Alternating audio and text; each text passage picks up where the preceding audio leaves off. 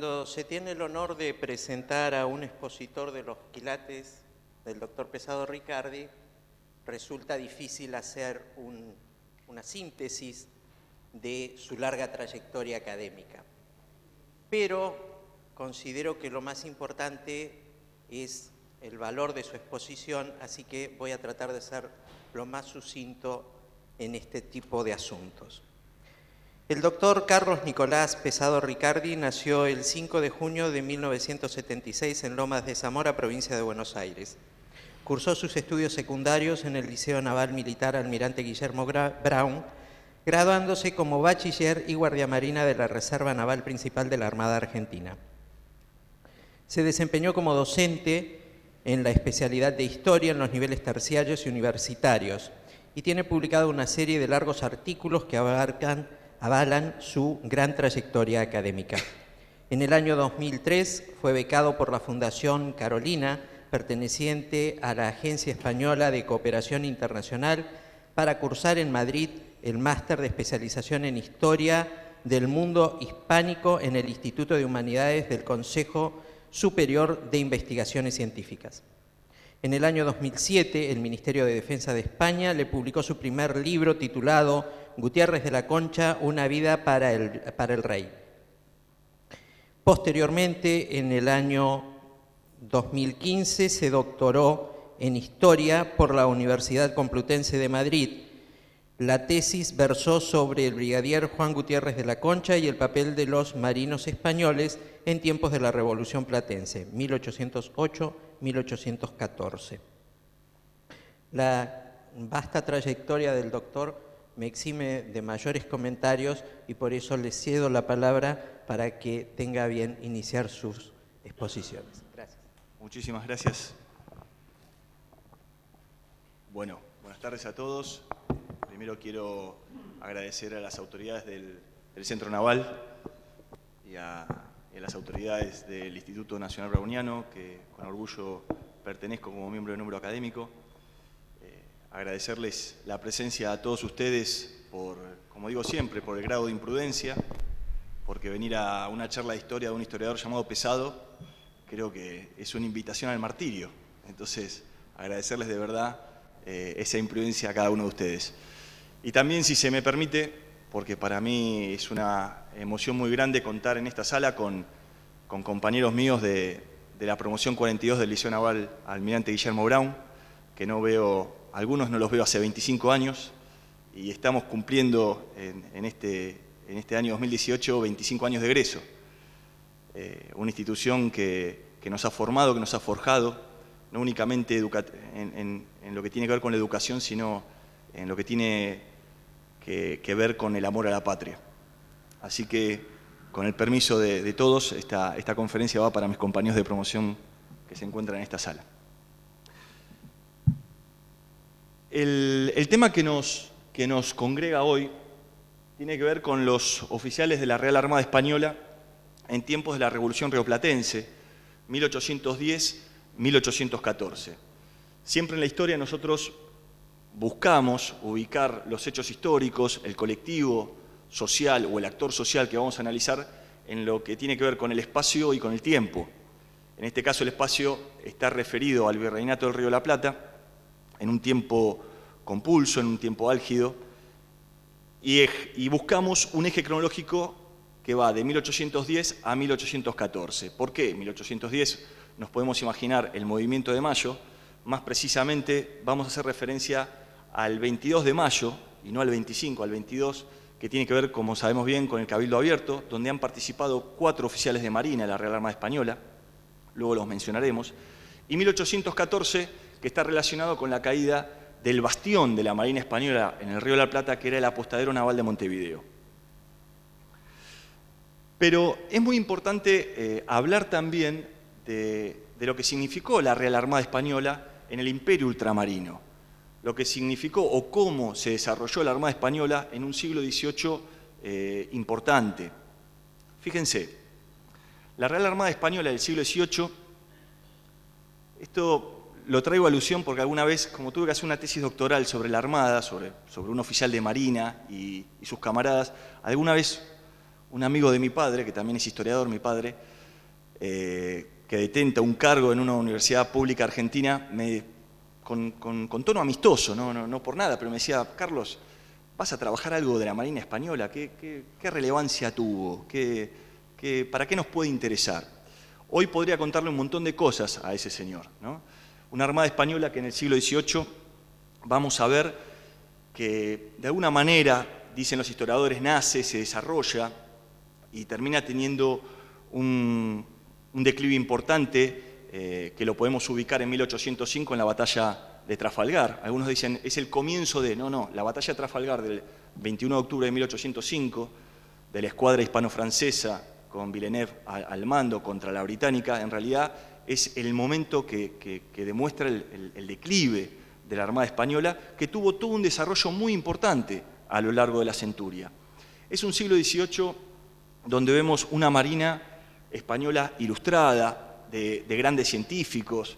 Estamos haciendo alusión a Jorge Juan y Santa Cilia, haciendo referencia a Antonio de Ulloa, a Vicente Tofinio, que hacía las distintas expediciones de levantamiento cartográfico en la península ibérica. Es el siglo de las reales compañías de guardia marina, que se dice así, no se dicen escuelas navales, pero hablándolo con mayor simpleza serían las escuelas navales de aquel momento, ¿no? Las reales compañías de guardia marina. La más famosa y prestigiosa, que acabamos de tener un aniversario muy importante, es la Real Compañía de Guardia Marina de Cádiz, que vemos en la imagen, en lo que se denominaba Isla de León, en Cádiz. Hoy es la población militar de San Carlos, San Fernando, y donde se encuentra el panteón de marinos ilustres.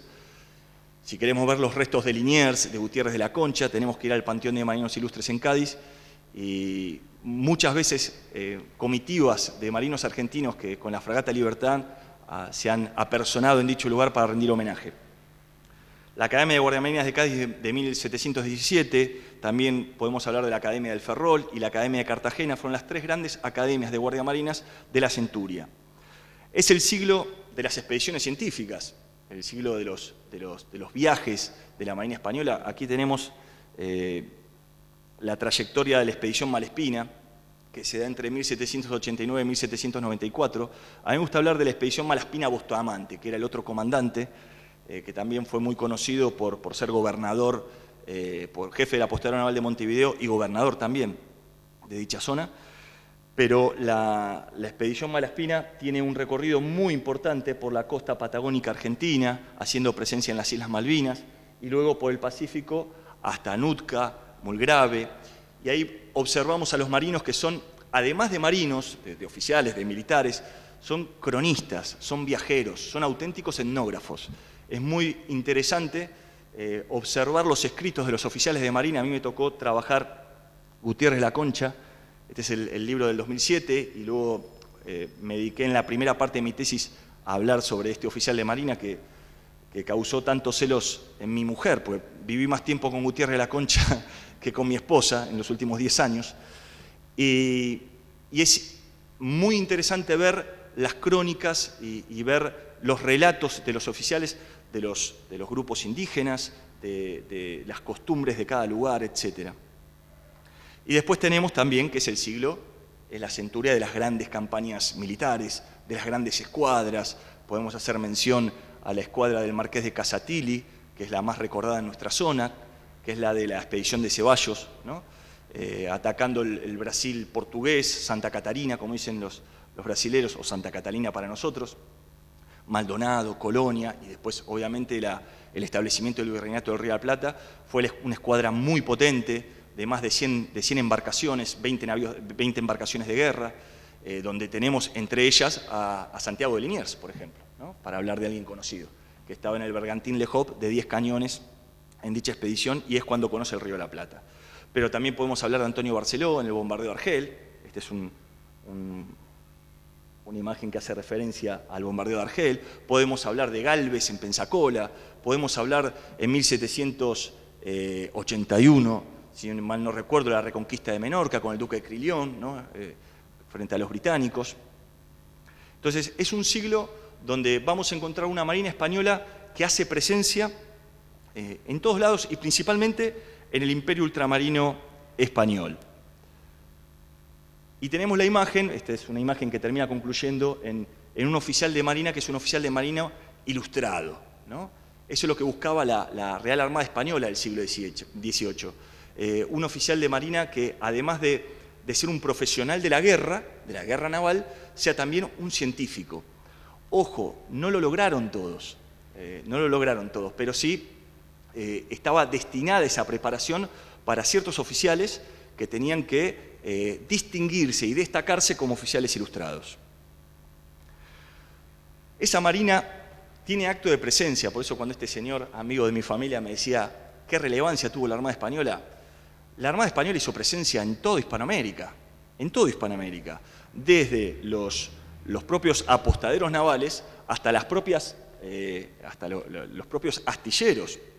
Aquí podemos encontrar como apostaderos navales Montevideo, Valparaíso, El Callao, Cartagena de Indias en Colombia, tenemos también La Habana, Veracruz, San Blas de California, que no se menciona, Puerto Cabello, en Venezuela tampoco se menciona, y como astilleros podemos hablar de La Habana, podemos hablar, bueno, fuera de este mapa, Manila también era un astillero muy importante dentro del imperio ultramarino español, El Callao, etc.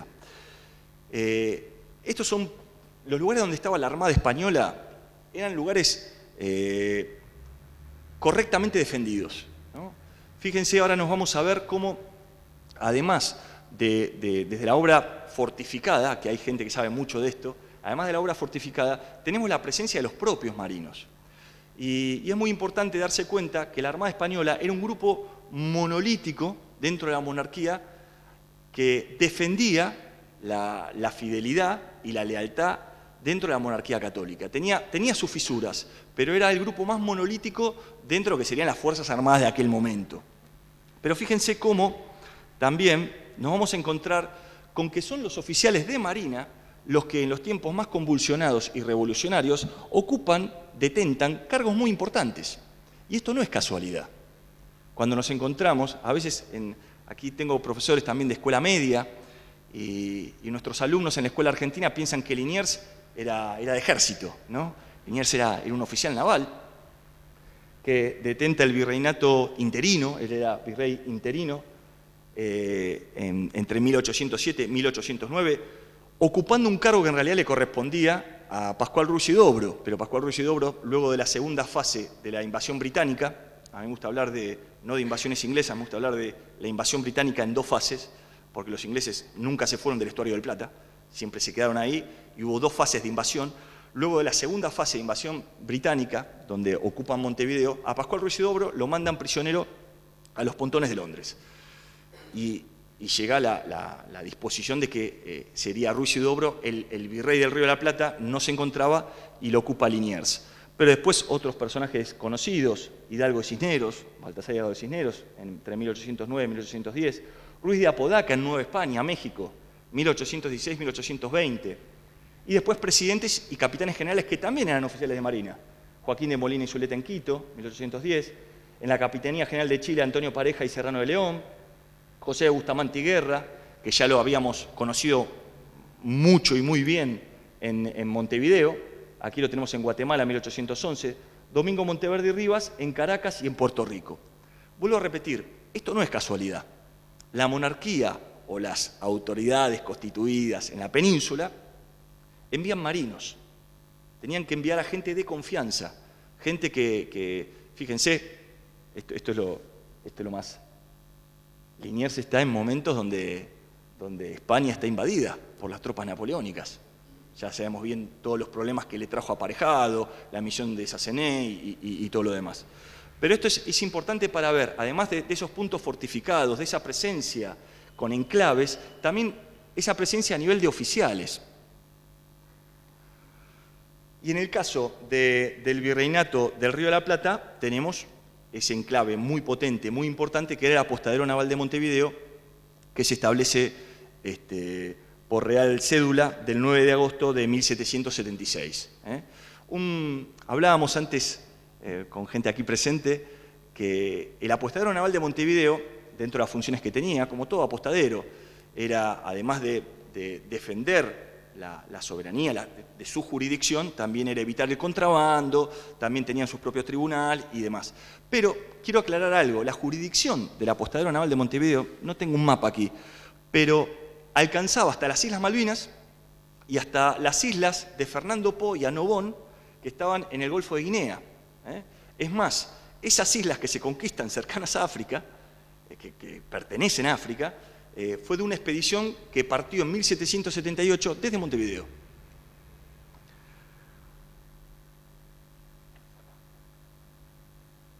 Esta es la fuerza naval que podemos contar. Yo por lo menos quiero brindar algunos datos.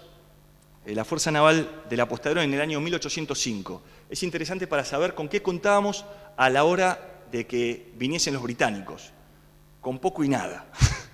Como podemos ver, era una fuerza sutil, pero además, claro, después hay que ver el historial de cada embarcación, no los quiero aburrir, pero la fragata Asunción, ahí tenemos el porte en cuanto a armamento, ¿no? 34 cañones, la corbeta Fuerte. Por ejemplo, la corbeta Atrevida y la corbeta Descubierta. Son las dos corbetas de la expedición Malespina. Estuvieron 5 años navegando. Tenían más millas náuticas que... O sea, eran corbetas muy veteranas, ¿no? Esta se encontraba directamente, no estaba en Montevideo, estaba destinada en Malvinas, 25 lanchas cañoneras, un bergantín, etc. Pero fíjense lo que pongo abajo, que es un poquito más como para aclarar que había más oficiales que fuerza naval disponible para mandar, ¿no? Esto también es un dato interesante. 57 oficiales, un brigadier, un capitán de navío, bueno, no voy a ser reiterativo de lo que pueden leer ustedes, 4 capitanes de fragata. Sí, les quiero mostrar, yo sé que aquí en la sala hay gente que tiene mucho conocimiento, pero me van a dispensar porque seguramente hay otros asistentes dentro del auditorio que no conozcan cómo era la cadena de mando en aquel momento, comenzando con los guardiamarinas, luego aparecían los alférez de fragata, de navío, teniente de fragata, teniente de navío, capitán de fragata. A partir de aquí ya se consideraba como un grado superior. ¿Por qué? Porque podían comandar embarcaciones. A partir del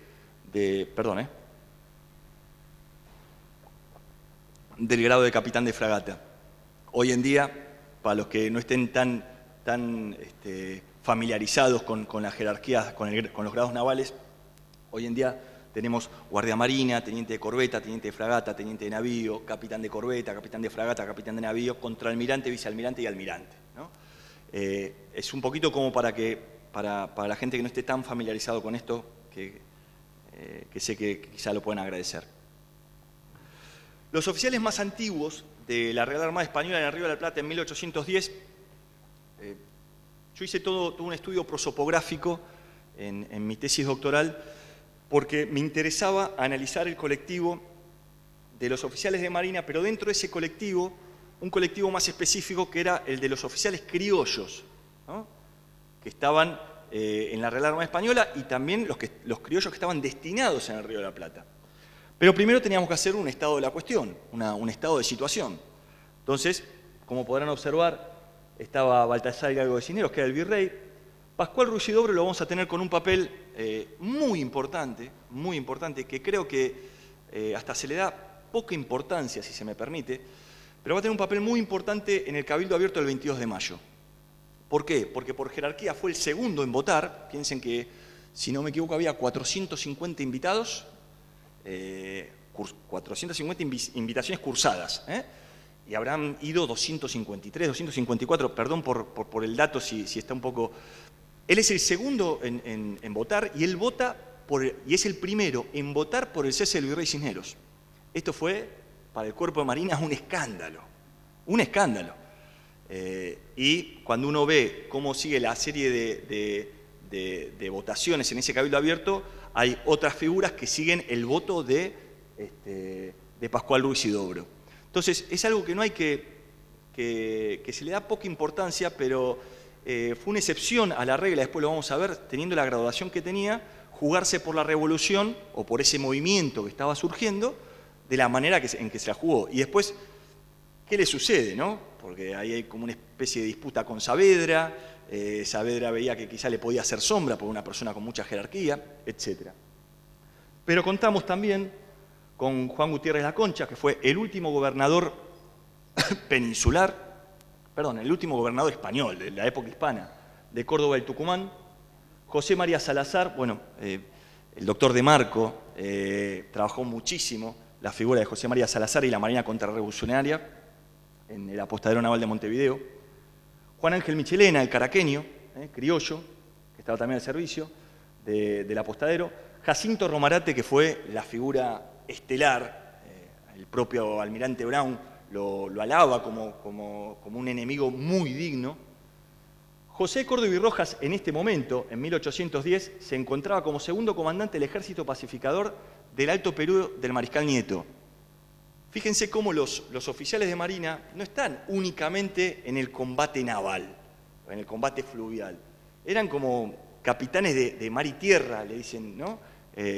Allá en España le dicen siempre lo de capitán de mar y tierra, y en este caso, José de Córdoba y Rojas, que también a veces se lo confunde como un general español, pero que era oficial naval, fue el que combatió, liderando las tropas en Cotagaita y en Suipacha, contra las tropas de Balcarce. Pierden Suipacha en 1810 y es ajusticiado, lo pasan por las armas en diciembre de 1810. También lo quiero decir, porque a veces recordamos que nada más fueron pasados por las armas Liniers, Gutiérrez de la Concha, el resto de sus compañeros en Cabeza de Tigre, pero la sangre ya había llegado al río también durante todo ese año 10.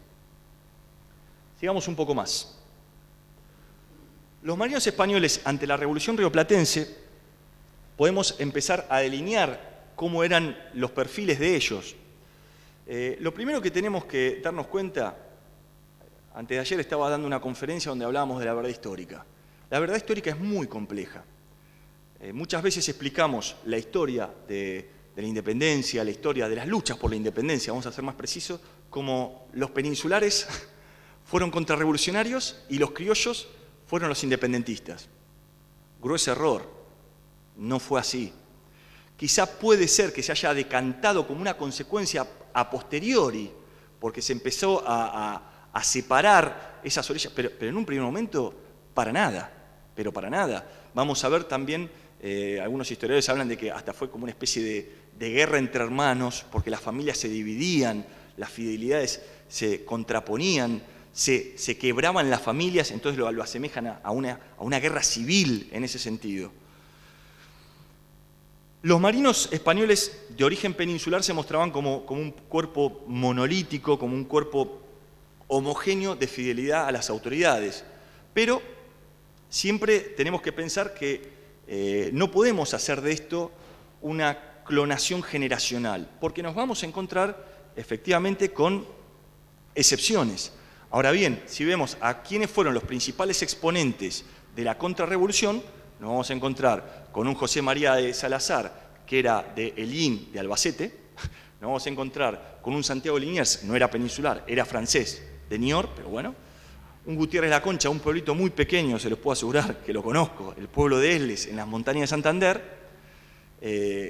Nos vamos a encontrar con un Jacinto Romarate, que es un marino peninsular también, de los principales exponentes de la contrarrevolución, que era de Vizcaya. Entonces, claro, cuando uno ve los líderes de la contrarrevolución, son todos líderes peninsulares, ¿no? De alta graduación y demás. Pero, como toda ley, hay una excepción. Y nos encontramos con la excepción revolucionaria de Ruiz Huidobro. Ruiz Huidobro es un caso atípico. Es un jefe de escuadra. Es una persona de muy elevada graduación, ¿no? Dentro de la Marina Española, con mucho que perder, ¿no? Es algo atípico. Después lo vamos a ver, pero existe esa excepción revolucionaria. Por otro lado, dentro del origen criollo de los oficiales, es un colectivo más inestable de fidelidad. Pero no podemos hacer de esto una ley, porque nos vamos a encontrar, yo mencioné antes a Juan Ángel Michelena, era caraqueño, en 1811, estaba bombardeando Buenos Aires y estaba su esposa y su hijo en Buenos Aires. Y no titubeó ni un pelo, viniendo con su escuadra desde Montevideo, con sus embarcaciones, en bombardear Buenos Aires, pese al posible riesgo de su familia. Pero cuando digo riesgo de la familia, no tiene que ver con matar con el fuego de su... No, tiene que ver con las hordas populares que sabían que en tal casa estaba la familia del que estaba bombardeando Buenos Aires. Las hordas populares existieron siempre. lo explico para que no pasa por si atacaba a Michelena y con el propio fuego de Michelena va a matar a su familia. No. La actitud de Michelena y la decisión de Michelena de cumplir esas órdenes podían condenar a muerte a su propia familia. Un colectivo inestable. Cada 3 marinos rioplatenses leales a la regencia, otros 2 se hicieron revolucionarios. ¿Qué significa? Vamos a contarlo de otra manera. De cada 5 oficiales criollos, 3 permanecieron leales a la regencia y 2 se pasaron al lado revolucionario. Y en los oficiales criollos rioplatenses el porcentaje es aún mayor. No son muchos. Los oficiales criollos destinados al Río de la Plata fueron 7, y de esos 7 marinos, 5 fueron revolucionarios. Es un poco para destacar esto. ¿Y qué sucede? Se convierte en un colectivo sospechado. José María Salazar, que es el jefe del apostadero naval de Montevideo, directamente al secretario de Estado dice: no me mande más criollos. ¿No? Él decía hijos de la tierra, porque todos tienen el mismo mal. Claro, ¿qué sucedió? Le mandaban a uno a otro, se insubordinaban, después de la guardia no aparecía nadie. ¿Dónde está? Se piantó a Buenos Aires, diríamos, ¿no? Hoy en día. Se le iba a la gente, pero no eran cualquiera, eran oficiales de Marina. Y esto no dejaba de minar la confianza. Entonces, cuando nos ponemos a hablar de los marinos españoles de origen rioplatense, claro, yo me preguntaba, bueno, ¿cómo se posicionaron ante la revolución? ¿En qué porcentajes? ¿En qué número? ¿Qué factores influyeron y condicionaron su fidelidad hacia uno u otro bando? Porque, vuelvo a repetir, cuando yo aquí utilicé el método prosopográfico. La prosopografía es un método histórico que tiene que ver con realizar base de datos y tratar de delinear una biografía colectiva. ¿Cómo hacemos esto? Buscando parámetros comunes y tratando de evitar la clonación generacional, ¿no? No pensar que porque 5 oficiales actúan de esta manera, el número 6 o el sexto va a actuar de la misma forma. Tenemos que analizar caso por caso, buscando parámetros comunes para llegar a conclusiones fundamentales. Lo primero que hice fue decir, bueno, vamos a hablar de los marinos criollos, ese es el colectivo. ¿Cuántos marinos del Virreinato del Río de la Plata, criollos del Virreinato del Río de la Plata? ¿Cuántos criollos del Virreinato del Río de la Plata entraron a la Marina Española?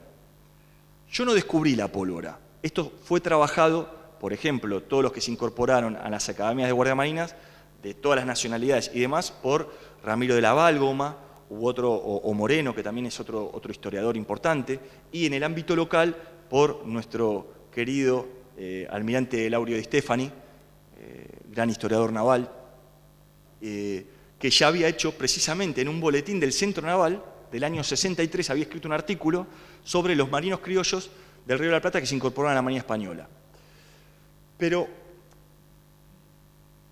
De Stefani, Burcio también, por ejemplo, en la historia de la Escuela Naval Militar publicado por el Departamento de Estudios Históricos Navales, también amplió todos esos nombres y empezó a incursionar en sus biografías, también en un aporte valiosísimo, pero sí, quizá tuve la oportunidad de, con mucha humildad, corregir algún dato que como sucede siempre, ellos tenían, y este es el gran valor de esos historiadores, ellos tenían mucho menos recursos de los que tenemos ahora.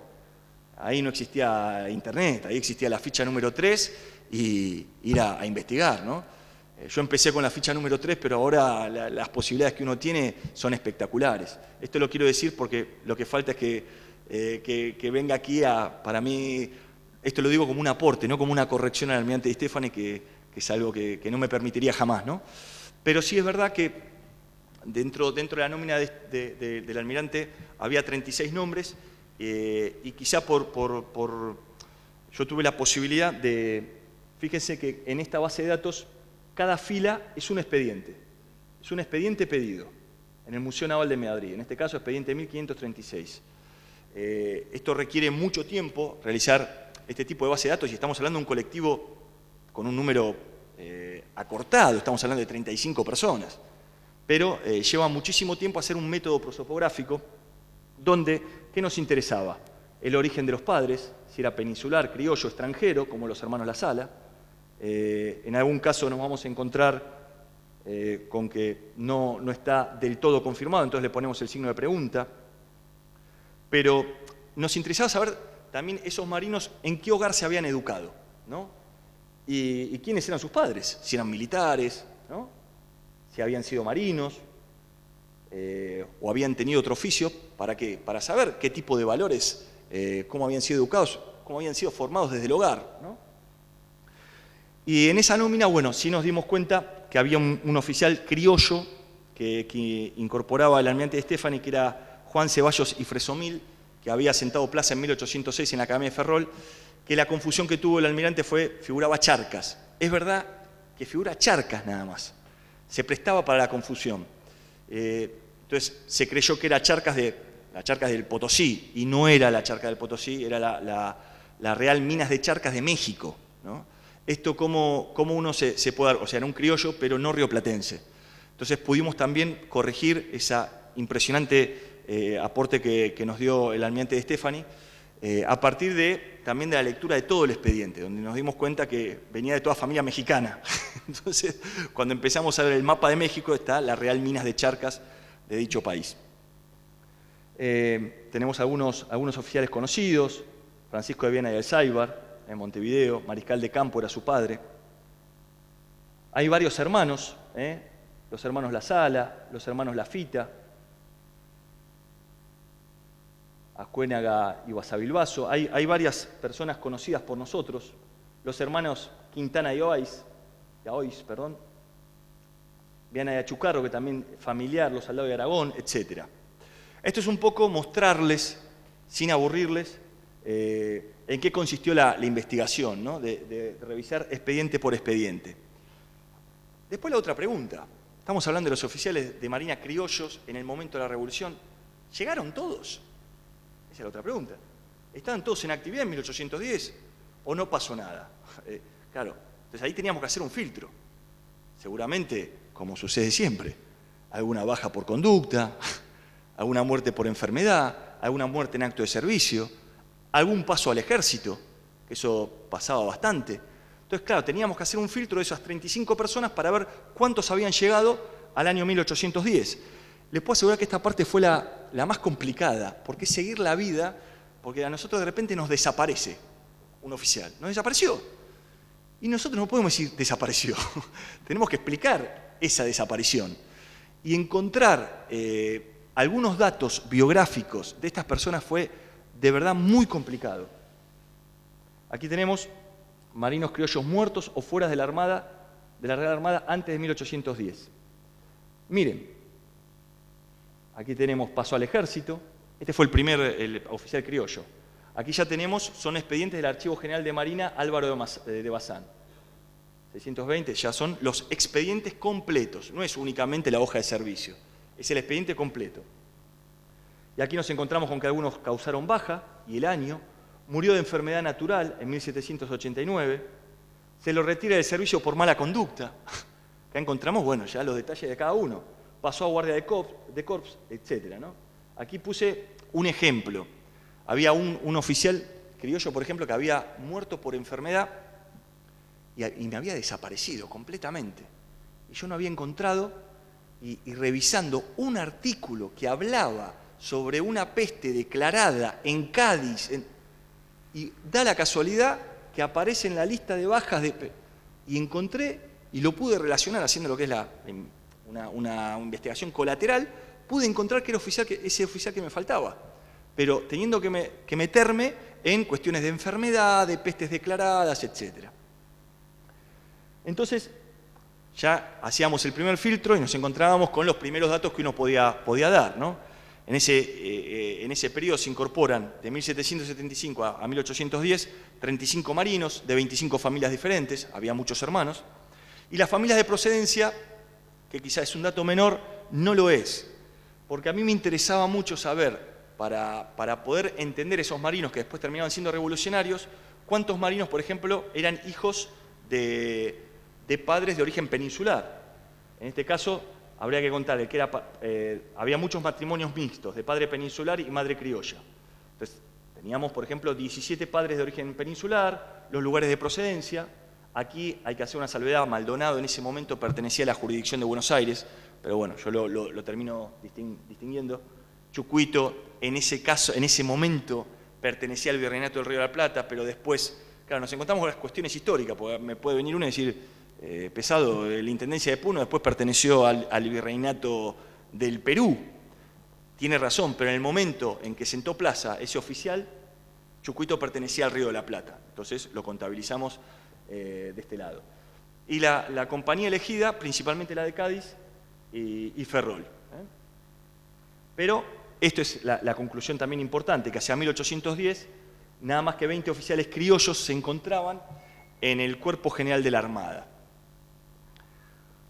Entonces después hacíamos, yo tengo mucho para hablar, pero la verdad que no los quiero aburrir. Hacíamos una base de datos donde ya nos preguntábamos cosas importantes, ¿no? ¿Quiénes se habían plegado a la revolución? ¿Quiénes no? ¿Qué grado y qué edad tenían? Esto es muy importante. Sabemos bien que esto es algo piramidal, donde son pocos los que llegan a la cúspide, y fíjense, además se van a dar cuenta nada más que con una lectura para nada afilada. Esto está por graduación, en definitiva, ¿no? Porque aquí tenemos la antigüedad en cuanto a la incorporación a la Armada. Sentó plaza de Guardia Marina en el 75, en el 77, en el 78. Entonces, para el 1810 era brigadier, era capitán de navío, capitán de fragata, etc. Fíjense en la parte que dice revolucionario. La mayoría dice no. Vamos a tener que, y ahí es fácil sacar la primera conclusión. Los oficiales de alta graduación, los oficiales antiguos, no se plegaban a la revolución. ¿Por qué? Porque tenían muchísimo más que perder. El oficial antiguo es un oficial mucho más conservador. Esto pasó siempre. Es un oficial que quizá tiene otro tipo de miras, puede perder mucho más, ¿no? La Marina les pedía a sus oficiales, por ejemplo, que no se casaran, por lo menos hasta tener cierta graduación, porque ya una vez que tenías familia, ya, claro, la cosa cambia. No digo que no haya igual un arrojo, el militar se le pide arrojo y valentía, y lo va a tener que demostrar, pero es cierto que, y esto me lo decían los propios oficiales de Marina españoles cuando daba esta conferencia, que lo que veían les parecía totalmente lógico, ¿no? Y además ya eran oficiales que habían tenido comandos importantes, que habían tenido puestos de responsabilidad muy destacados. Aquí tenemos los destinos y observaciones finales. Fíjense, condecorados con la Cruz de San Hermenegildo. Y de la misma manera que teníamos a Pascual Ruiz Huidobro, peninsular del lado de la Revolución, vamos a tener a Viana y Alzáibar, capitán de fragata, criollo, que se pasa a la Revolución, y sí lo podemos poner como algo atípico, porque fue el oficial de mayor graduación, criollo, que se pasó del lado de los revolucionarios. Ahí tenemos que ver otras cuestiones, que siempre existieron. Miren, la Revolución, cuando tuve la posibilidad de estudiar a Juan Gutiérrez La Concha, la Revolución tuvo su rostro amable y su rostro trágico. El rostro amable, y lo podemos ver en dos casos, Gutiérrez La Concha y Liniers. La Revolución te mandaba a tu familia, las familias estaban divididas. Generalmente estaban casados con criollas, y muchas de estas familias criollas, patricias, se plegaron a la Revolución. ¿Qué hacía la Revolución? Te mandaba a tu familia para convencerte. A Gutiérrez La Concha lo mandaron a uno de los Irigoyen de la Quintana, su cuñado. Él estaba casado con Petrona Irigoyen de la Quintana. A Liniers, ¿a quién le mandaron? A Zarratea. La famosa carta Zarratea, ¿no? Para que lo convenza, que hay una carta muy bonita de Liniers donde dice que él, que un hombre de honor, que tantos años sirvió a su majestad. Una vez que te mandaron la parte amable, la revolución te manda la parte trágica. ¿Qué era la parte trágica? Te manda las Fuerzas Armadas, te manda la tropa, ¿no? Pero es como el que avisa no es traidor. Con esto no estoy avalando nada, pero sí estoy tratando de comprender cómo se manejó la revolución en ese sentido. Viana y Alzáibar, cuando uno ve un poco cómo fue su trayectoria, se pasa al lado revolucionario en 1811. Viana venía de familia con una familia muy bien posicionada en la banda oriental y tenía mucho que perder.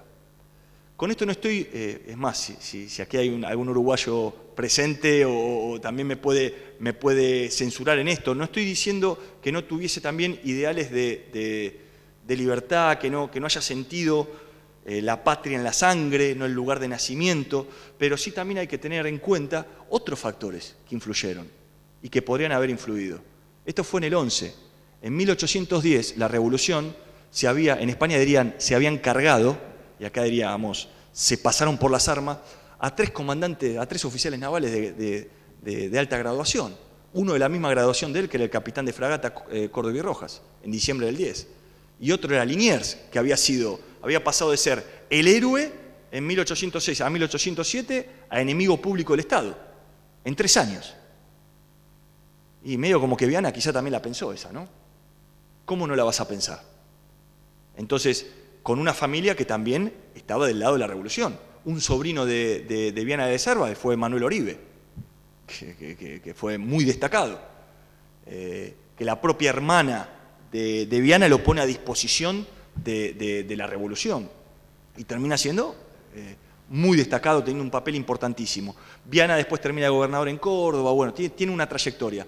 Pero yo creo, sí, que con esto lo que quiero decir es que estoy seguro que estas figuras tuvieron sus ideales, tuvieron sus valores, pero fueron personas y pusieron en esa balanza un montón de cosas que se podían trastocar, que se podían perder. Les digo más, que este tema lo tengo muy trabajado. Cuando uno ve las cartas, y esto lo dije el otro día también en la conferencia en el Jockey Club, cuando uno ve, y más ahora que hay este papel de la mujer. Miren, una vez me llamaron en San Pedro de Alcántara, en España, para dar una conferencia sobre los padres del Marqués del Duero. El Marqués del Duero fue el hijo de Gutiérrez de la Concha. Cuando lo pasan por las armas a Juan Gutiérrez de la Concha en Cabeza de Tigre, Petrona Irigoyen de la Quintana tenía 4 hijos y tenía todos sus hermanos del lado de la revolución. A Petrona Irigoyen de la Quintana no le vayan a hablar de la revolución, porque no quería saber nada. Es más, hay cartas a disposición en el cuerpo documental de mi tesis, donde le escribe a sus hermanos hablando peste de ellos, hablando pestes de la revolución. Y con esto no es para posicionarme en contra de la revolución, es para que vean también lo humano en esto. Una Petrona Irigoyen de la Quintana, que todos los Irigoyen de la Quintana estaban en la revolución, ella decía, a mí la revolución me quitó a mi esposo. A mí la revolución me dejó 4 hijos huérfanos. Y es verdad. Y la que saca adelante a sus hijos es esta mujer criolla de Buenos Aires, que se los lleva a España, que los hace educar, que consigue una pensión de su majestad. ¿Y saben cómo termina? Juan Gutiérrez de la Concha, que tenía el mismo nombre que su padre, diplomático. Manuel Gutiérrez de la Concha es el militar más condecorado de la historia de España. Es el Marqués del Duero. ¿Alguien conoce España? Madrid, mejor dicho. Van por la avenida Castellana, se van a encontrar con terrible figura ecuestre, que dice Marqués del Duero. Ese señor nació en Córdoba del Tucumán, nació acá. Acá nació. El otro, José Gutiérrez de la Concha, también cordobés, diríamos, entre nosotros, terminó siendo el Marqués de La Habana. Unos auténticos cracks dentro de la historia de España. ¿Y quién lo saca adelante? Su madre. Su madre.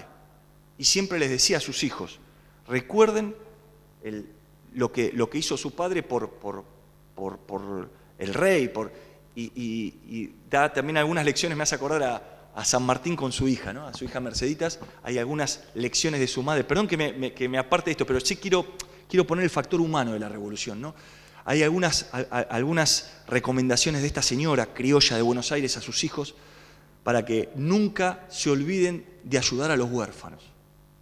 Porque esta gente terminó haciendo títulos nobiliarios, con una posición muy, muy importante en España.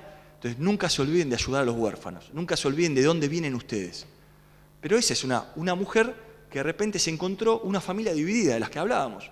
Una familia que se encontró con una fidelidad contrapuesta entre sus hermanos y ellas, ¿no?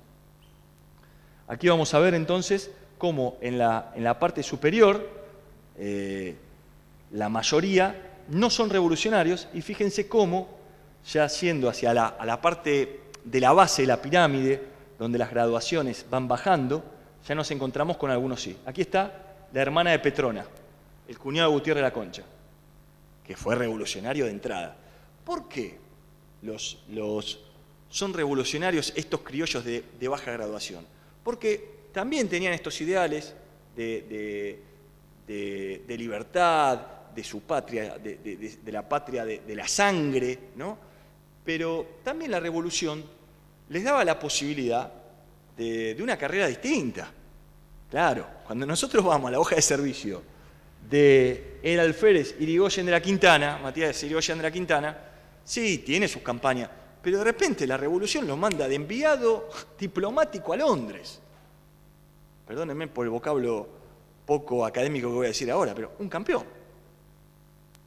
Thompson, ustedes ven el expediente ya de su hoja de servicio, hasta dudan un poco de su conducta, no lo ven demasiado aplicado, normalito, tirando abajo lo que dicen los oficiales, sus superiores. Thompson se pone del lado de la revolución de entrada, eso sí hay que decirlo, de entrada.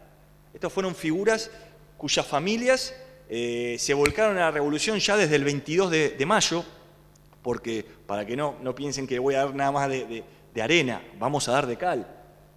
Matías Irigoyen de la Quintana y Thompson, dentro de los 4 oficiales que están en el Cabildo Abierto el 22 de mayo, junto con José Laguna, que era capitán de fragata, estaba Pascual Ruiz-Dobro, José Laguna, capitán de fragata, y luego teníamos a Irigoyen de la Quintana y a Thompson. Salvo Laguna, los otros 3 se votan por el cese del virrey. Y ojo, esto no era gratis. José María Salazar era brigadier, jefe de apostadera naval de Montevideo, era una persona con muy pocas pulgas, muy duro. No tenía creo que ni se había casado. Era un hombre que vivía para la marina. Siempre hablo con el doctor De Marco cuando hablábamos de la figura contrarrevolucionaria por naturaleza, está Salazar. Además la tenía muy clara. La Junta de Buenos Aires, ¿qué hace? La Gaceta de Buenos Aires se encargaba de pegarle palos específicos a la Armada Española y a los oficiales, a esos líderes. Era una estrategia. José María Salazar se da cuenta de esto. Llegó un momento que no pide ni embarcaciones, pide una imprenta. Mándenme una imprenta, que quiero ir de la misma forma porque sé por dónde van los tiros. Y sale la Gaceta de Montevideo, con una imprenta pedida por José María Salazar, para combatir de igual a igual. Se da cuenta que el tema era en el terreno de las ideas también. Era muy importante, ¿no? Porque había que ganar en ese sentido la opinión. Ya estamos hablando hasta de la opinión pública, no como concebida hoy, pero se me entiende, creo. Y volviendo a Irigoyen y a Thompson, en cuanto hacen el voto por el cese del virrey, en cuanto aceptan un papel dentro de la revolución, Consejo de Guerra ya se le da de baja de la Armada, y en diciembre, si no mal recuerdo, de ese año, pueden ser pasados por las armas si son tomados prisioneros. O sea, ojo, esto no es gratis. O sea, tomar un papel por la revolución. Pero ellos, al final, hay una apuesta. Podemos ver entonces cómo hay otros... Aldao. Bueno, el caso de Aldao de Aragón también es interesante porque es un criollo del Río de la Plata que empieza colaborando con los insurgentes en Cartagena de Indias. O sea, se presta el lado revolucionario no en el Río de la Plata, sino en Colombia, ¿no? Pero también tiene una carrera que no es... fíjense, era alférez de fragata a los 37 años. No era tampoco, no estaba llevando una carrera brillante, ni mucho menos, ni siquiera estaba llevando una carrera normal. Entonces, después es dado de baja, muere en el 24, pero no desaparece un poco del plano. Zapiola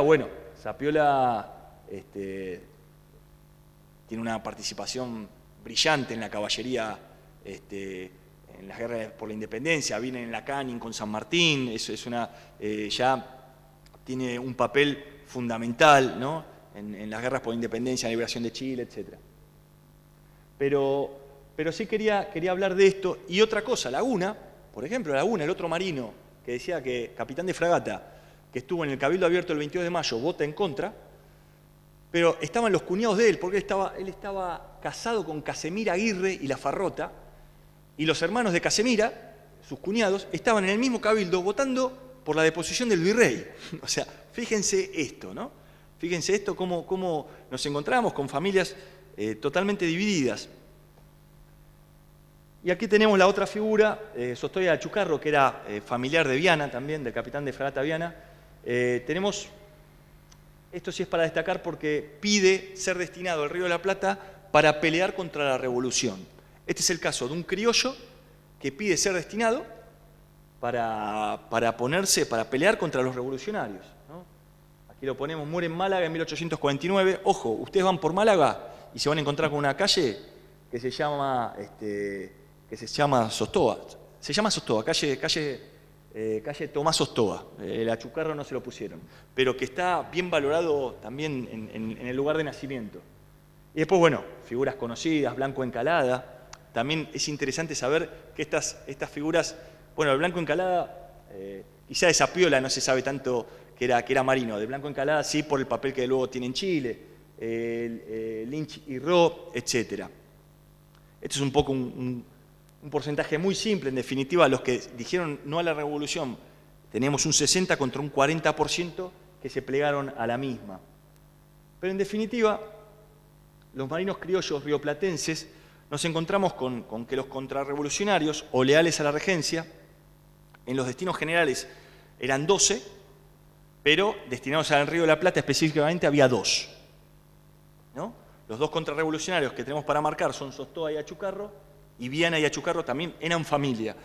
Que esto también puede hacernos entender, que al ser familia pudiesen compartir ideales, son de la misma, fíjense, son de la misma graduación.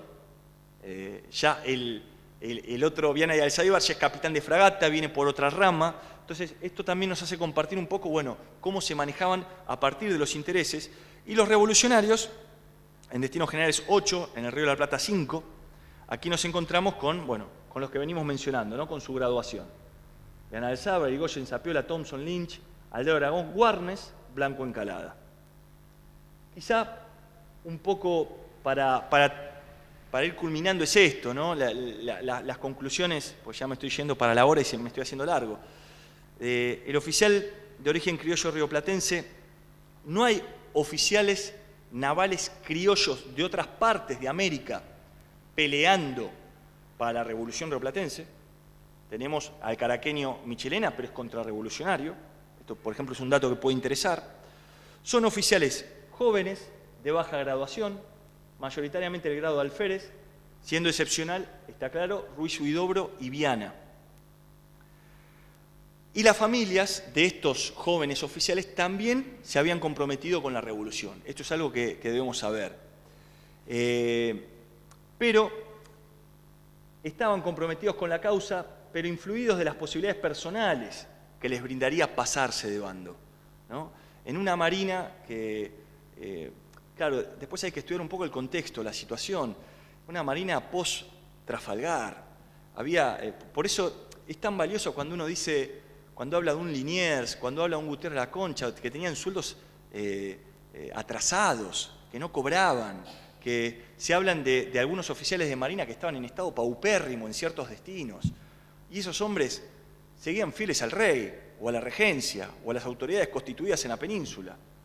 Eso es lo que provoca también admiración y lo que también provoca comprensión en aquellos que de repente una Real Armada Española que los cuadros de oficiales jóvenes quizá no estaba tan cuidada, que no una España invadida. Algunos de estos oficiales, Warnes estuvo peleando contra los franceses, en Tamames, en la guerra contra la independencia, de la guerra de independencia de España, ¿no? Así le llaman los españoles. A la lucha contra los franceses le hablan ellos de la guerra de la independencia. A mí me gusta porque escribí una vez un artículo que yo decía que San Martín, nosotros lo conocemos siempre como el guerrero liberó Argentina, Chile y Perú, se dice, ¿no? pero a mí me gusta decir que es un guerrero de las 4 independencias, porque por la primera independencia que peleó fue por la independencia de España, ¿no? En Arjonilla, en Bailén, en 1808. Entonces, pues a veces cuando uno está... Hay que ir a hablar de esto en España, ¿eh? Yo estoy allá. Y a mí me siguen diciendo que San Martín es traidor, que San Martín esto. Y digo, tranquilo, que por la primera independencia que peleó fue por la de ustedes. Y ustedes van a Bailén y San Martín por poco le hacen desfile aéreo. Es un crack, tiene un busto. Bailén, que es digamos, una batalla muy importante contra los franceses que ganan los españoles, de la mano también de los ingleses, está hermanada con Yapeyú. Ustedes tienen que ir a ver el homenaje. Miren, el homenaje que le hacen a San Martín, perdón que me vaya de tema, pero es que San Martín, estamos en el centro, no, pero San Martín nos nuclea todo, ¿no? Lo tenemos a nuestro querido almirante Brown como el padre de la patria, el padre de la Marina Argentina, y San Martín es el padre de la patria. El homenaje que le hacen a San Martín en Bailén creo que está al nivel de... Yo no sé si en Buenos Aires se lo hacemos. En Mendoza puede que sí, porque en Mendoza es Mendoza, ¿no? Pero es increíble, de decirse una vez al general Soria, cuando presidía el Instituto Nacional Sanmartiniano, me acuerdo una vez le digo, mi general, mande unos granaderos, mándeme a alguien a Bailén, que es impresionante, porque tuve la gran satisfacción de representar en una comitiva argentina a la Embajada Argentina del Colegio Mayor Argentino que está en Madrid, en Bailén. Impresionante. Pero bueno, tenemos marinos, tenemos criollos peleando en España contra los franceses, cuando todavía seguíamos siendo España, el Batallón de Buenos Aires. El Batallón de Buenos Aires está peleando en Galicia, señores y señoras. Aquel Batallón de Buenos Aires que fue tomado prisionero en Montevideo en la segunda fase de la invasión británica, después vieron cómo es esto. Los ingleses eran enemigos de los españoles, pero después terminan siendo aliados y los liberan en Galicia. Y tenemos el Batallón de Buenos Aires peleando para España, obviamente, contra los franceses. ¿Y saben con qué uniforme? Con uniforme británico. Esto quizá lo saben pocos. No tenían uniforme y los españoles y los ingleses no tenían con qué uniforme pelear, y los españoles ponen a disposición unos uniformes británicos que se habían tomado como botín en una embarcación que era en la famosa... Ay, se me fue el nombre ahora. En un botín que toman cerca de Torremolinos, que eran unos uniformes para unos regimientos de artillería, y hay crónicas que hablan de que aquellas personas venidas de Buenos Aires, del Batallón de Buenos Aires, fueron vestidas con antiguos uniformes tomados en presa, en botín, a los británicos, bueno, y los tenemos ahí me estoy yendo de tema como y les pido disculpas, pero al final es esto, ¿no? Comprometidos con la causa, pero también influidos de las posibilidades personales, y que recibieron importantes comisiones, alcanzando con su actuación destacados grados y dignidades. Creo que sí, esto es muy importante, ver, primero contar, acá tenemos profesores a nuestros alumnos, que también estas figuras vienen con una herencia y con una formación de la Real Armada Española que no tenemos que desestimar. Fueron hombres que fueron formados, por ejemplo, todo lo que sabían en lo que tiene que ver con la artillería y demás, tenían un conocimiento ya desde su propia formación naval. Y esto es importante saberlo, pero no confundirnos. Los oficiales, la Real Armada Española, en general fue un bloque monolítico, fue un bloque que lo podemos presentar mayoritariamente como contrarrevolucionarios al movimiento de Mayo y posterior lucha de nuestra independencia. Nada más, espero no haberlos aburrido. Muchas gracias.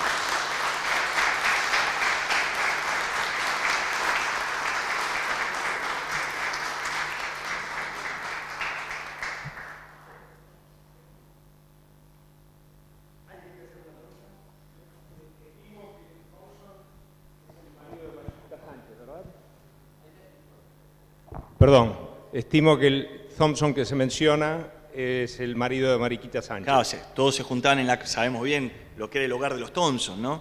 Cómo se juntaban allí las distintas figuras que fueron conformando todo este movimiento, ¿no? En la calle del Correo, hoy Florida, donde estamos ahora.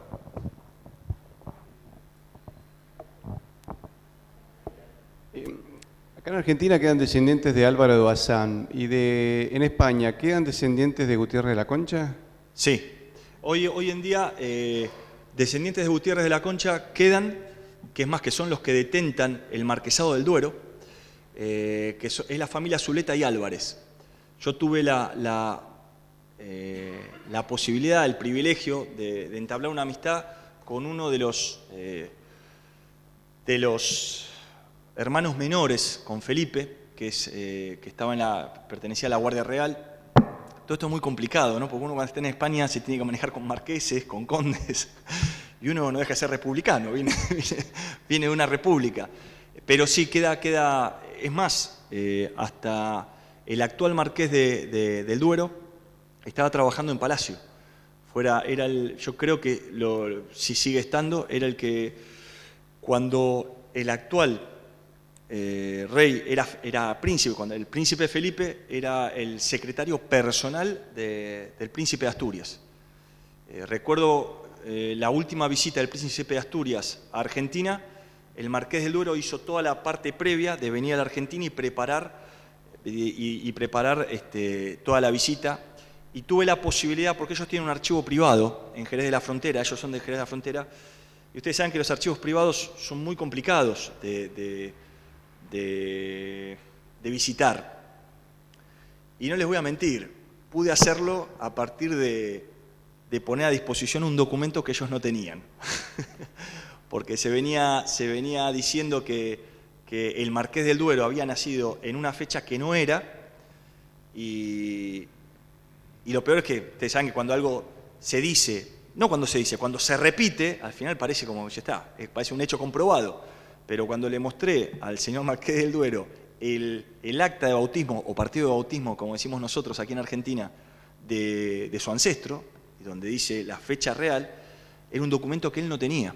Porque claro, ese es un documento del archivo del arzobispado de Córdoba, que es un archivo, ahí no hay nada digitalizado, ahí tenés que ir, tenés que estar, tenés que sacar una foto. Entonces me dice, mire, Pesado, si quiere, cuando quiera puede venir al archivo de la familia. Claro, pero tuvimos que negociar históricamente el aporte de un documento que ellos no tenían.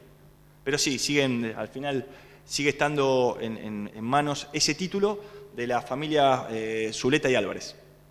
Yo vi que la figura de Pascual Huidobro 4 veces se perdió la posibilidad de ser virrey del Río de la Plata. Perdón, me perdí. Pascual Huidobro, que nombraste, 4 veces se perdió la posibilidad de ser virrey del Río de la Plata.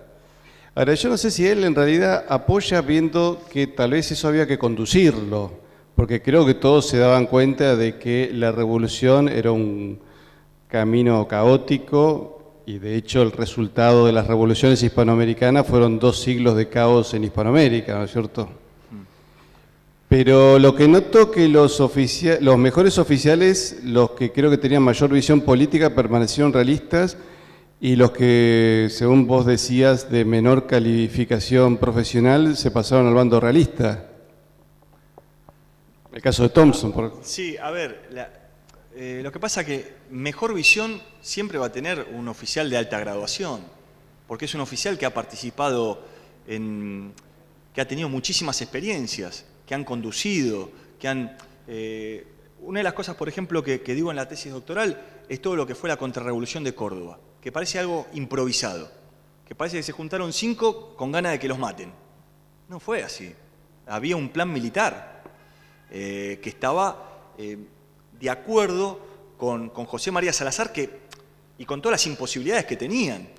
Pero yo no quiero en este caso tampoco denigrar las miras de oficiales o la perspectiva de oficiales como Irigoyen de la Quintana. También era algo normal, eran tenientes, eran alférez. Claro, los otros son brigadieres. Ustedes saben lo que es el expediente de Liniers, pero ustedes lo que podemos conocer son 4 años de Santiago Liniers. Pero ustedes saben lo que es el expediente de Santiago Liniers, su carrera naval, es impresionante.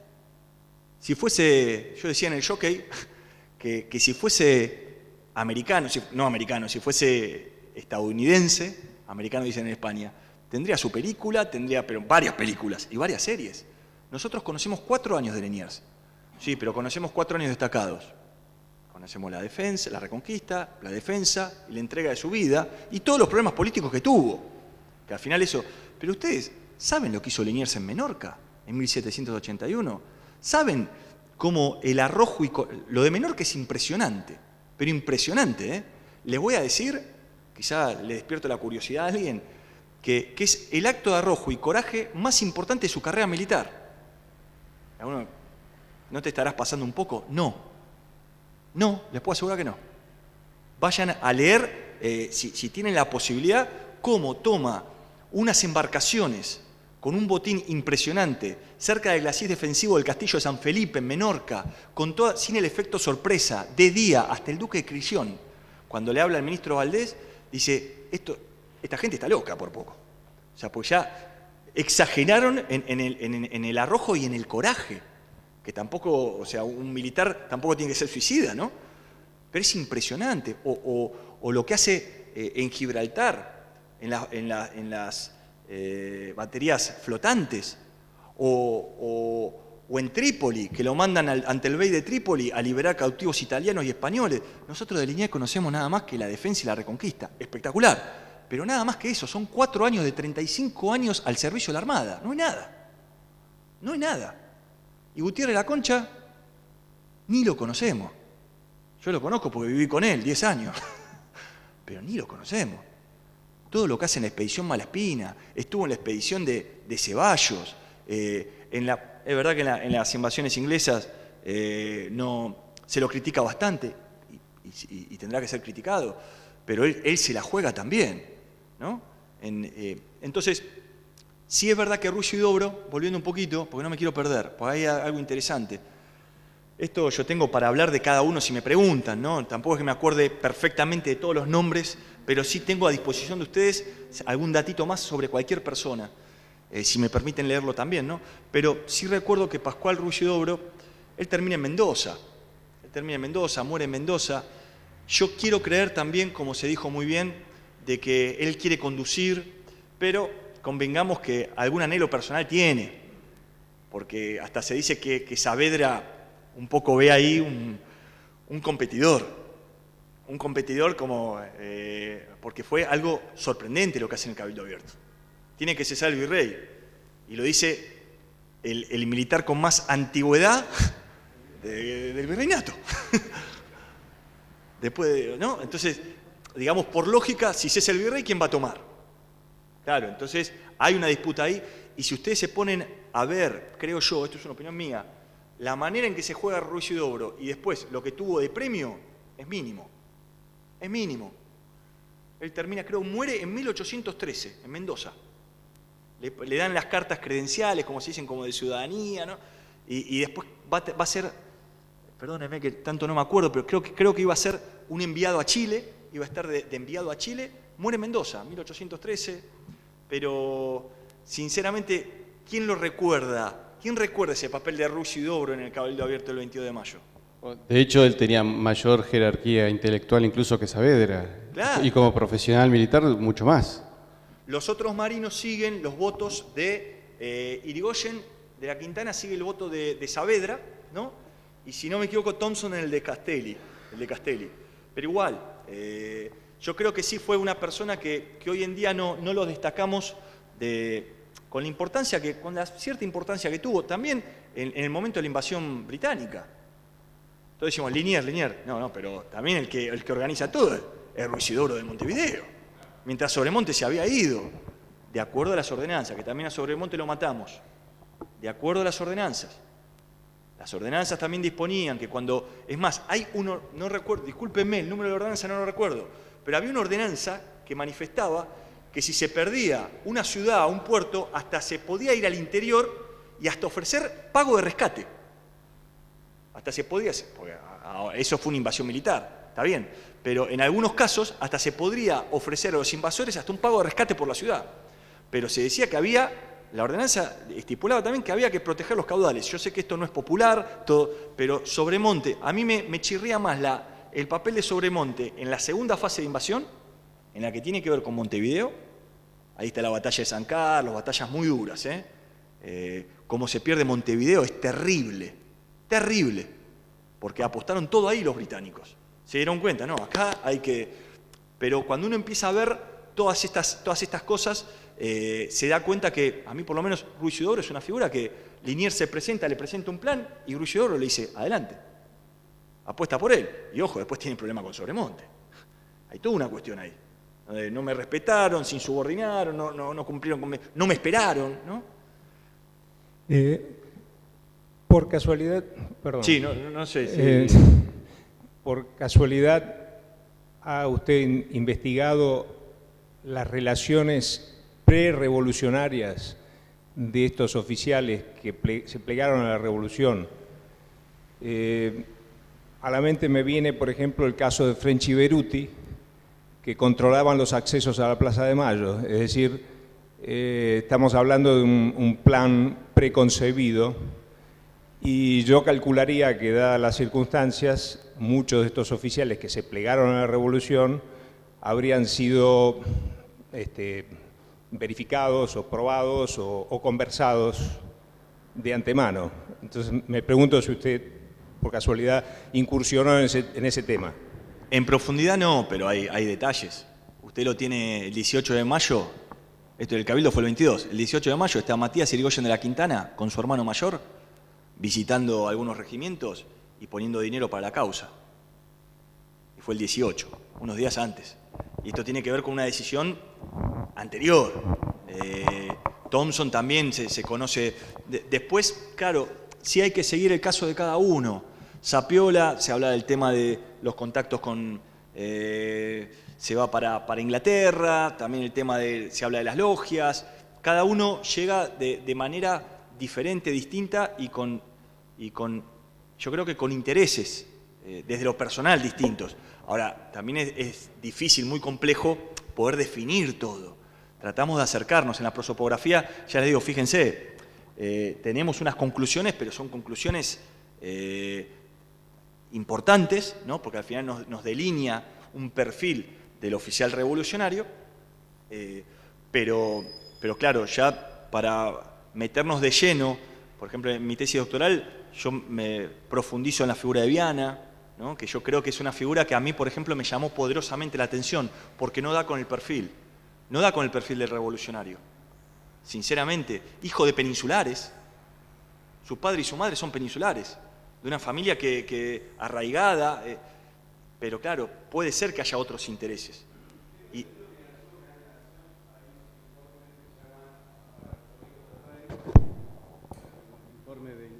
Los informes de inteligencia, ¿viste? Cuando se dicen solo para sus ojos, en aquel momento se llamarían para los oídos del rey, donde se advertía a fines del siglo XVIII que ya había relaciones entre ciudadanos y contrabandistas de Buenos Aires con los intereses británicos.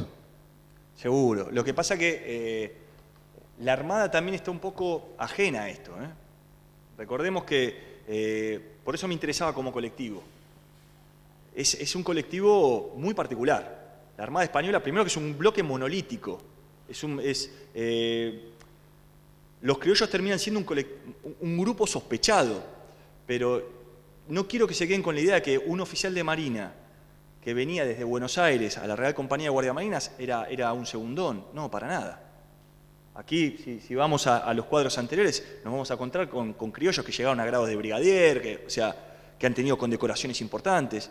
Entonces, la Marina Española va en otra frecuencia. Es verdad que algunos de estos oficiales, su propia familia los lleva a ponerse en contacto con otros actores sociales, ¿no? Pero en este caso, cuando un oficial se está preparando para pasarse a la revolución, habrá sido por ciertos contactos, pero tampoco yo creo que hay que mirarlo de otra manera, ¿no? Son oficiales que están siendo observados también, porque un oficial está siendo evaluado constantemente. No es lo mismo que un comerciante. Un oficial tiene una hoja de servicios. Un oficial se lo prueba en combate, en una campaña, liderando. Por eso Salazar era un tipo inteligente, porque Salazar veía que algunos, ya estaban dando muestras de que va a ser como que se me está por... Ya se daba cuenta, ¿no? Entonces, ¿qué hacían? Cuando ya pedían el destino en el Río de la Plata, decían, no, mejor que no, por lo menos a ver que siga probando su fidelidad. Liniers mismo, como tuvo que probar su fidelidad, por el hecho de ser francés, muriendo. Tuvo que dejar muestras de sangre, digo yo, para que los españoles se dieran cuenta que era un militar leal de verdad. Sí, perdón, porque creo que... Sí, Roberto.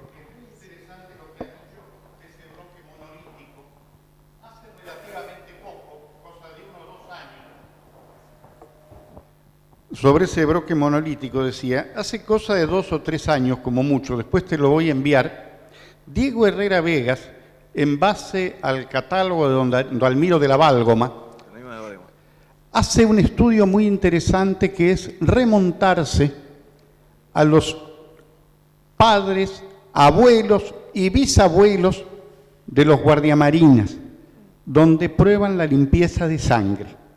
Eso establece, como bien decías, un grupo además social monolítico en el Río de la Plata. La fidelidad de la Marina es tal que el día que hay que decirle, el 25 de mayo a la noche, lo que pasó en Buenos Aires, el virrey Cisneros lo manda inmediatamente a su secretario, que es un marino, a avisar a Montevideo lo que pasó. Pero lo interesante es esto, que si nos ponemos a delinear este cuadro magnífico en detalle, yo solamente lo estoy haciendo por el diccionario y por otra cosa, pero todos son parientes, porque son de la Quintana y a Ois, la suegra de San Martín, doña Tomasa de la Quintana. O sea, tenemos a los Alzáibar que vienen de viejas familias, los Basavilbaso con los Ascuénaga están emparentados, los Aguirre de la Jarrota con Ortiz de Rosas, ¿no es cierto? O sea, entonces, en toda esa vieja estructura social de Buenos Aires, en esos viejos que permanecen, que adhieren a España, está justamente todo ese entramado social. No vamos a perder esto que tanto nos costó, porque hemos tratado de probar casi todo, ¿no es cierto? Y por favor, si alguno viene de Águeda o de Leonor, de las hijas de Irala, miremos, de las mujeres que tuvo Irala, que estaban en el Paraguay, de las Indias, miremos para otro lado, ¿no es cierto? Probemos todo esto. Entonces, ese conjunto monolítico es tan grande que este trabajo es magnífico, por lo que genealógicamente se puede ampliar y dar la base a algo muy importante, que lo has hecho magníficamente, que es la historia social. No importa cuántos barcos, cuántos cañones, ese es un dato importante, pero cuando a través de la historia social conocemos todo esto, sabemos por qué actuaron de esta manera.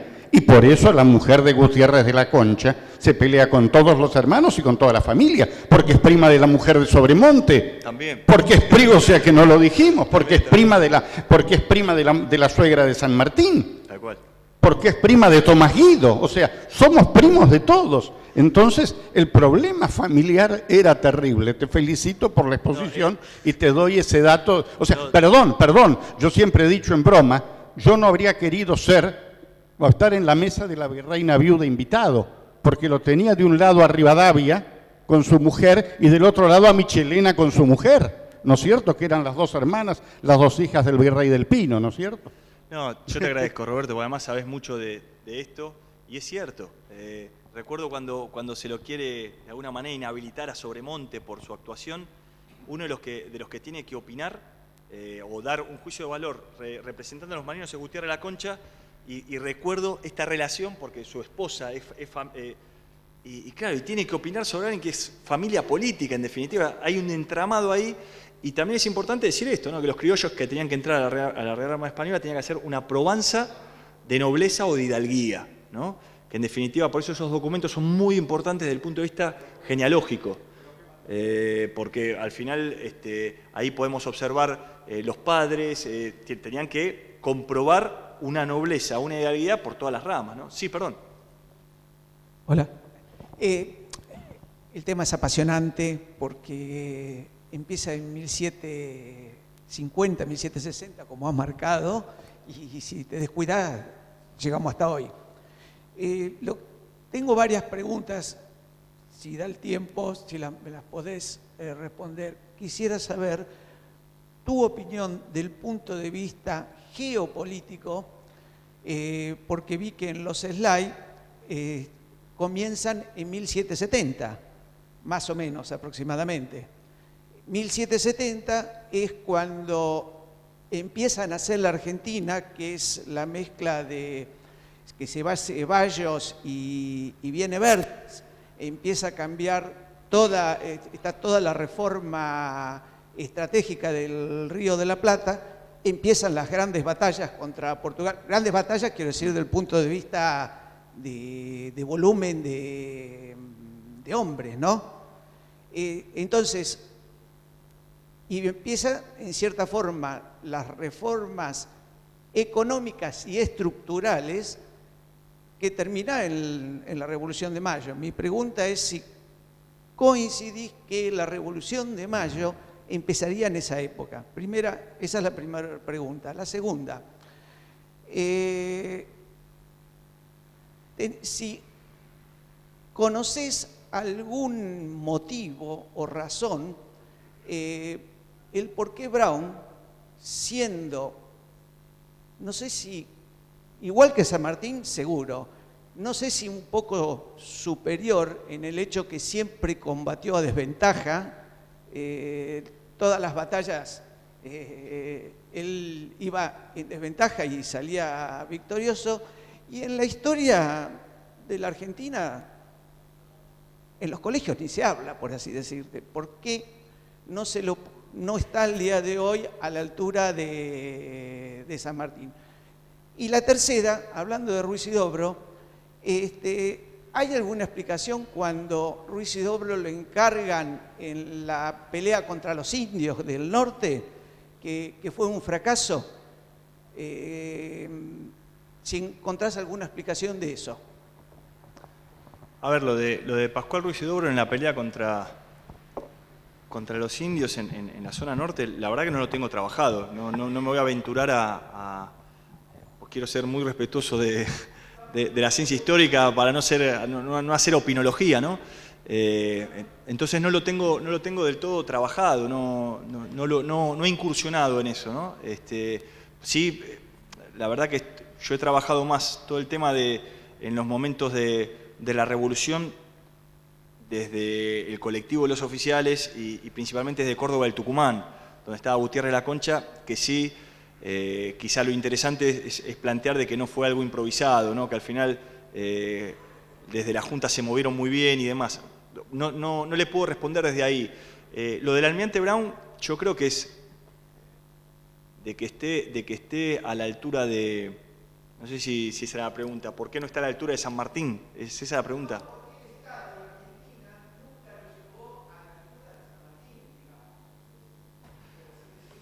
A ver... seguro. Yo lo que tengo claro es que la caída del apostadero naval de Montevideo en 1814 fue fundamental para los planes independentistas. Fue fundamental. Y eso tiene mucho que ver al final, esa lucha de Brown, junto con el sitio, con la parte del avance por tierra y demás, para conseguir ese plan. Lo que pasa que al final San Martín también ha logrado, y no me quiero meter en cosas que voy a tocar un poco de resbalón, ¿no? En una gesta que es admirada dentro de la historia militar mundial, ¿no? Todo lo que ha sido la campaña sanmartiniana del cruce de los Andes, que al final nosotros también lo contamos a veces en el colegio al estilo Villiquen, pero es una gesta admirada desde la planificación militar, desde la logística. Pero lo de Brown, yo coincido con usted, que cuando uno se pone a ver, y aquí hay gente que sabe muchísimo, y creo que le tendría que ceder el micrófono para que hablen del padre de la Marina Argentina, pero es eso que dijo usted, ¿no? Perfectamente. El combate siempre en desventaja. Eso es algo que hay que valorar y mucho. ¿Nunca se preguntaron por qué ninguno de estos oficiales navales comandó alguna de esas embarcaciones? Pregunta. ¿Y esos oficiales navales españoles que se pasaron a la Revolución, por qué no estuvieron con Brown? Es lógico, ¿no? Pero ¿saben por qué? ¿Saben cómo se daban las órdenes en las embarcaciones de Brown? ¿En qué idioma se hablaba? Elemental. Entonces, se hablaba en inglés. No había tripulación, no había tripulaciones criollas, digamos, de habla hispana. Esos oficiales navales no podían comandar, no podían dar órdenes en cubierta. O por lo menos, en esa época, las órdenes son precisas y rápidas. No podemos estar preguntando a ver cómo se dice, ¿no? Entonces, a la propia deficiencia de infraestructura, de las propias embarcaciones, de las propias escuadras, que era todo armándolo, se agrega toda la parte que tiene que ver con el personal mismo.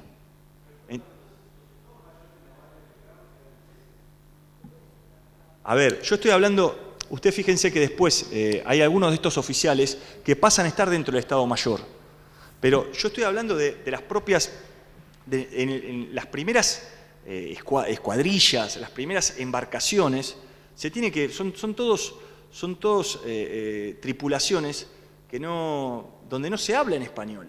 Porque yo lo primero que yo busqué es estos oficiales, que además son de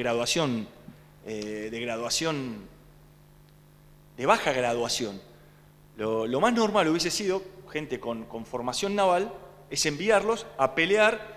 También hay una cuestión, ojo, también hay una cuestión que es fundamental, y si no la digo me estaría equivocando, y mucho.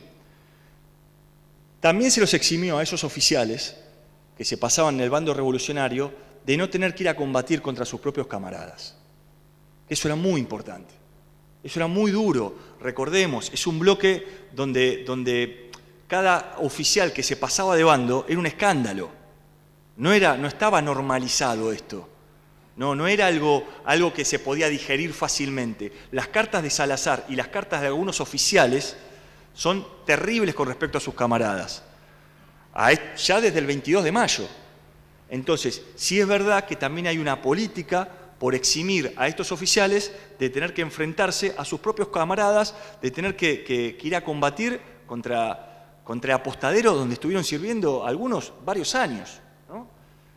Más otras cosas que pueden ir surgiendo a partir de documentación novedosa y demás. Por eso yo de esto tampoco quiero lo quiero convertir en una ley, porque cuando nos ponemos en la realidad histórica de cada oficial, de cada figura, nos vamos a encontrar que no lo podemos clonar, no lo podemos clonar.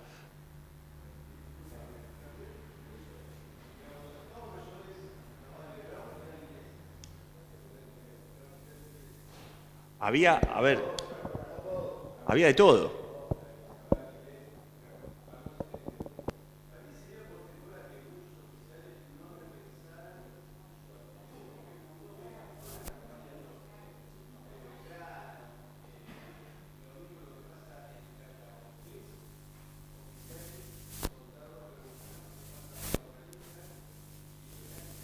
Sí.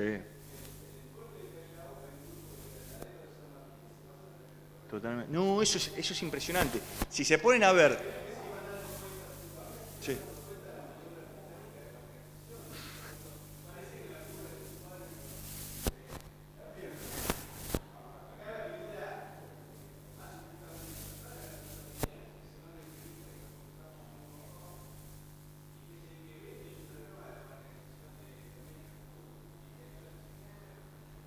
Lo de las por ejemplo, la campaña de Alto Perú, cuando vemos todas las batallas en el Alto Perú, es increíble cómo se van, a medida que va, es como que necesitan el diario del lunes para ver cómo salió el tema, para ver dónde nos ubicamos. Es increíble el paso de banda.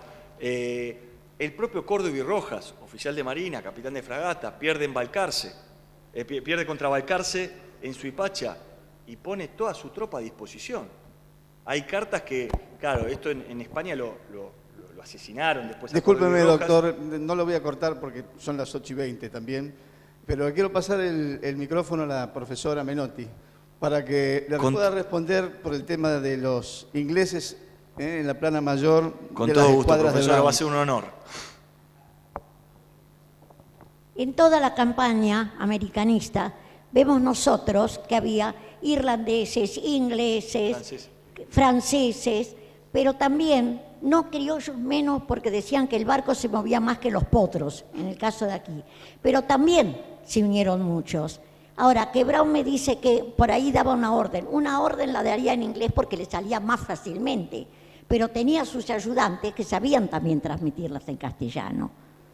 No es que se hablara exclusivamente de ello. Y lo de las, ya le digo, lo de las fuerzas, en el ejército de Bolívar estaban las fuerzas irlandesas que se aliaron y fueron pero importantísimas en la campaña. Pero no es que les daban las órdenes en inglés. No, a ver, no, me parece perfecto, profesor. Además, sabe que con el aprecio que le tengo, nada más que intervenga usted, es más, le invitaría a pasar al estrado para, con la admiración que le tengo. No hablé únicamente de una exclusividad, pero sí está claro que se podrían haber basado en estos oficiales y no, yo creo, por eso quise aclarar también el tema de que no combatiesen contra sus propios camaradas, ¿no? Pero, a ver, un Thompson ya de por sí sabía inglés, o sea, podría haber sido un mando dentro de esas embarcaciones, tranquilamente, ¿no? Que se podría haber salvado ese tema. Pero sí, las tripulaciones, quiero decir una cosa, las tripulaciones siempre fueron complicadas de formar, siempre, pero no únicamente en las escuadras de Brown, en las escuadras españolas, en las expediciones científicas, siempre. ¿Qué? Sí. Porque era lo más complicado de formar, eran las tripulaciones por la cantidad de desertores que había, y ni les cuento si eran para campañas militares, para campañas navales en este caso. Claro, buscaban a aquellos valientes que podían acompañarlos.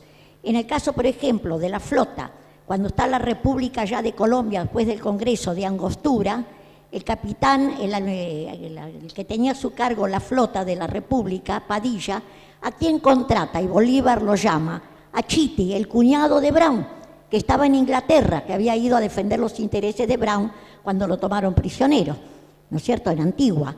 Entonces, y Chitty viene y Padilla, en su diario de a bordo, lo destaca y dice: la batalla de Maracaibo se ganó gracias a la gran actuación también, entre otros, del capitán Chitty. Es decir, tenemos en toda América esas situaciones, no solamente aquí, indudablemente, aquí más porque estaba el fuerte español, más poderoso. No, sí, yo creo que también buscaban eso, ¿no? Y San Martín lo tuvo a Cochrane del otro lado, del lado del Pacífico, Cochrane, ¿no? Por poner otro ejemplo más. Quizá también por esto de que hablamos de que los oficiales de la Armada Española quizás también se los eximió por esto, ¿no? De no tener que combatir contra sus propios camaradas, porque ya les digo, uno se puede imaginar un capitán de fragata aviana que tenía mucha experiencia para terminar peleando donde peleó. Y a él no lo enviaron en misión diplomática a ningún lado. Tranquilamente, por lo menos él, con el conocimiento que tenía, podría haber comandado cualquier escuadra. Y sin embargo no se utilizó de esa manera. También podemos analizar los distintos contextos. Pero hubiese sido ya demasiado fuerte, ¿no? Que estuvo tantos años en el apostadero y encima ir a pelear contra sus superiores. Bueno, doctor, realmente más que merecido un aplauso. Muchísimas gracias por la paciencia. Siendo ya casi las 8:30, la verdad que le queremos agradecer esa brillante exposición y todo el ímpetu que le pone a cada palabra, a cada frase, a cada cosa que dice. Realmente creo que el auditorio está más que contento en tenerlos aquí. Y tanto el Instituto Nacional Browniano, del cual también soy parte, y el Centro Naval, estamos orgullosos, y para nosotros es un honor que usted haya venido desde España para poder ilustrarnos en qué es lo que hacían, o cómo eran, o quiénes eran, y cuáles eran sus definiciones en particular de aquellos marinos españoles, algunos después reconvertidos en marinos, llamémoslo argentinos, para aquel momento. Lo único que le voy a perdonar es que haya hablado del Liceo Naval Militar y que me haya dicho que usted es la promoción 42. 42. ¿Puedo 25 pedir? años, muy bien.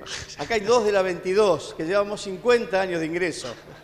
Así que, por eso, digamos, de golpe se me cayeron todo el almanaque cuando dijo eso. ¿Son del Cale Calecumba, señor almirante? ¿Son No. del Cale Calecumba? No, ¿no? Sí. Bueno, ahora tanto el señor licenciado Fernández como yo queremos hacerle una retribución humilde por su participación en esta exposición